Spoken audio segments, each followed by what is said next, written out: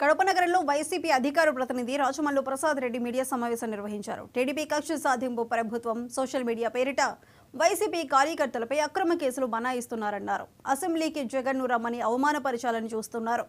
జగన్ కు ప్రతిపక్ష నాయకుని హోదా ఇవ్వాలని రాజమల్లు డిమాండ్ చేశారు. వర రవీంద్రారెడ్డిని అరెస్ట్ చేసి ఎంపీ పేరు చెప్పాలని ఒత్తిడి తెస్తున్నట్లు ఆరోపించారు.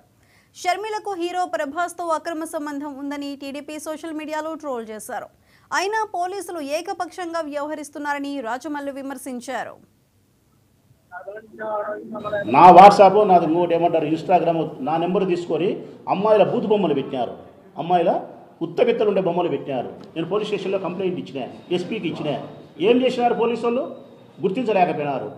వర్రాన్ని తీసుకుపోయి ఆమెను కొట్టి అవినాష్ మీద చెప్పు, ఇంకొకరి మీద చెప్పు అని చెప్పి బలవంతంగా రాపించుకునే ప్రయత్నం చేస్తే ఏమొచ్చింది? ఆయన జడ్జి గారి దగ్గర ఆయన ఉండేది చెప్పినాడు, మట్టగా చెప్పినాడు. సార్ నన్ను ఇట్లా కొట్టారు, నా కాళ్ళు నా చేతులు తిప్పినారు, మార్కాపురం ఆడాయిడ అవినాష్ పేరు చెప్పమన్నారు, ఇంకో పేరు చెప్పమన్నారు.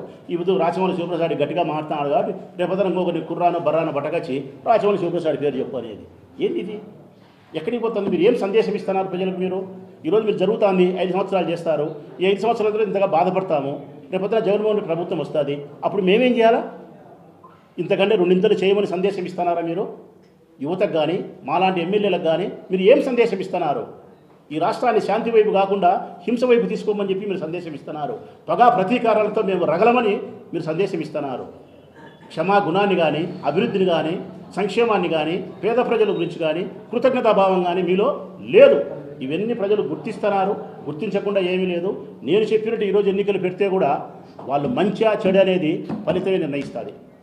నా వాట్సాప్ నాది ఇంకోటి ఏమంటారు ఇన్స్టాగ్రామ్ నా నెంబర్ తీసుకొని అమ్మాయిల బూత్ బొమ్మలు పెట్టినారు, అమ్మాయిల ఉత్తబెత్తలు ఉండే బొమ్మలు పెట్టినారు. నేను పోలీస్ స్టేషన్లో కంప్లైంట్ ఇచ్చినా, ఎస్పీకి ఇచ్చినా. ఏం చేసినారు పోలీసు వాళ్ళు?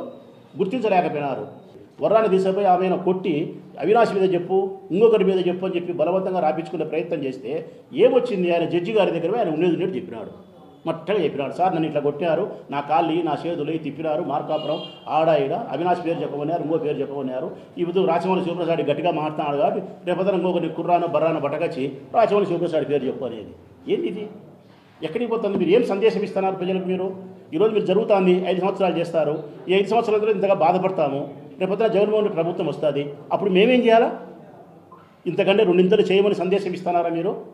యువతకు కానీ మాలాంటి ఎమ్మెల్యేలకు కానీ మీరు ఏం సందేశం ఇస్తున్నారు? ఈ రాష్ట్రాన్ని శాంతి వైపు కాకుండా హింస వైపు తీసుకోమని చెప్పి మీరు సందేశం ఇస్తున్నారు. పగా ప్రతీకారాలతో మేము రగలమని మీరు సందేశం ఇస్తున్నారు. క్షమా గుణాన్ని కానీ, అభివృద్ధిని కానీ, సంక్షేమాన్ని కానీ